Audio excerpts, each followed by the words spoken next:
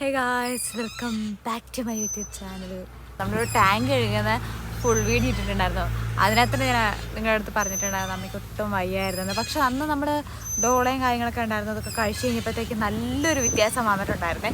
പക്ഷേ 2 ദിവസം പനി ഉണ്ടായിരുന്നു. എന്നാലും ഒരു ജലദോഷം വരുമ്പോൾ എന്നാലും അല്ലെങ്കിൽ ഒരു പനി വരുമ്പോൾ നമുക്ക് 2 ദിവസത്തേക്ക് തന്നെ ബുദ്ധിമുട്ടുകൾ ഉണ്ടാവുമല്ലോ. ഈ 2 ദിവസം കഴിഞ്ഞിട്ട് ഇത് മാറിയില്ല. എന്നിട്ട് 3-ാമത്തെ ദിവസം കുറച്ച് കൂടി, എന്നിട്ട് വീണ്ടും അത് ശരിയായി. പിന്നെ മിനിഞ്ഞാന്ന് രാത്രിയിൽ ഒട്ടും ഉറങ്ങാൻ പറ്റുന്നില്ല. ഭയങ്കരമായിട്ട് ചുമ, കഫക്കെട്ട്, തൊണ്ടവേദന, അങ്ങനെയായിട്ട് ഒട്ടും ഉറങ്ങിയിട്ടേ ഇല്ല അമ്മ. പിന്നെ നമ്മളിപ്പോൾ ഹോസ്പിറ്റലിൽ വന്നു കഴിഞ്ഞപ്പോഴത്തേക്കും റെഗുലറായിട്ട് നമ്മുടെ സാധാരണ വീട്ടിലിരിക്കുന്ന ടാബ്ലറ്റ്സ് തന്നെയാണ് അവർ കൊടുത്തത്.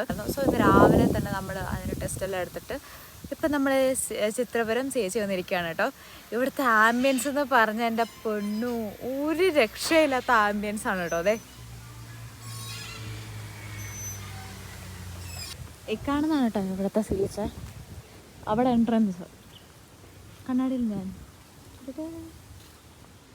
എൻ്റെ അനിയൻ ഇങ്ങനെ കഴിഞ്ഞ ദിവസം പറയുമായിരുന്നു, ഇന്നലെ മിനിങ്ങാന്നൊക്കെ ആയിട്ട് മൂന്നാറിൽ ഓൾമോസ്റ്റ് എല്ലാ സ്ഥലത്തും നിറച്ചിങ്ങനെ തീയായിരുന്നു. അപ്പം അതിനെ നമ്മൾ അതിരി തെളിക്കാമെന്ന് പറയും. അപ്പം ഈ റോഡ് പിന്നെ കാടുമായിട്ടുള്ള ഒരു അതിർത്തി ഉണ്ടല്ലോ, ആ ഒരു സ്ഥലത്ത് നമ്മൾ കത്തിച്ചു വിടുവാണെങ്കിൽ പിന്നെ ആക്സിഡൻ്റ് ആയിട്ട് വൈൽഡ് ഫയർ കയറി പിടിക്കാൻ കാട്ടുതീ ഉണ്ടാവാൻ സാധ്യതയില്ല.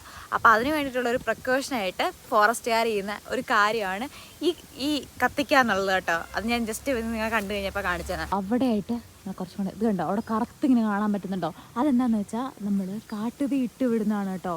ഇവിടെ കുറേ കുഞ്ഞു പിള്ളേരെ സംഭവങ്ങളൊക്കെ ഉണ്ട് കേട്ടോ. സോറി ഗൈസ്, നമുക്ക് ഇപ്പോഴെങ്കിലും കിട്ടുമെന്ന് ഒരു പ്രതീക്ഷയില്ല. 169 നമ്മൾ 179 അപ്പോൾ ഇത് BP അങ്ങനെയുള്ള കുറേ കാര്യങ്ങൾ നമ്മൾ കുറിച്ച് ചെക്ക് ചെയ്യാൻ വേണ്ടിയിട്ട് നമ്മൾ ഇവിടെ നിൽക്കും കേട്ടോ. തിരക്കൊന്നുമില്ല, പക്ഷെ എന്നാൽ പോലും ഇപ്പോൾ 2 മണി കഴിഞ്ഞു.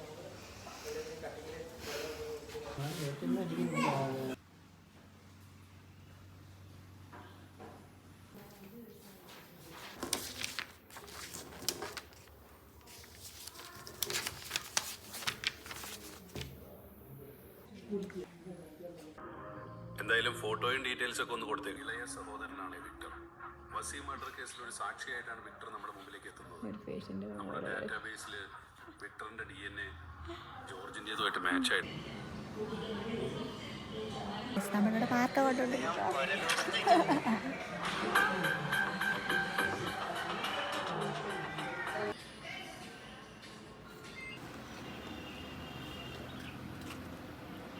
നമ്മളങ്ങനെ ഡിസ്ചാർജ് ആയിട്ട് ഇറങ്ങിയിരിക്കുകയാണ്. രാവിലെ 11 മണിക്ക് വന്നാൽ ഇപ്പം സമയം 4:30 കഴിഞ്ഞു കേട്ടോ. Fully tomorrow onwards power on, എല്ലാം ശരിയാവുമെന്ന് നമ്മൾ പ്രതീക്ഷിക്കുന്നു. അങ്ങനെയാണ് നമുക്ക് നാളെ മുതൽ വീണ്ടും നമ്മുടെ മെഡോസിൻ്റെ അപ്ഡേറ്റ്സ് ഒക്കെ ആയിട്ട് അടുത്തുള്ള വീഡിയോ കാണുന്നവരെ ബൈ ബൈ. അമ്മ ബൈ കൊടുക്കുന്നു. അമ്മ ബൈ കൊടുക്കുന്നുണ്ട്. അപ്പം ശരി എന്നാൽ ബൈ ബൈ. ഭയങ്കര സന്തോഷമായിട്ടോ. സന്തോഷമായോ?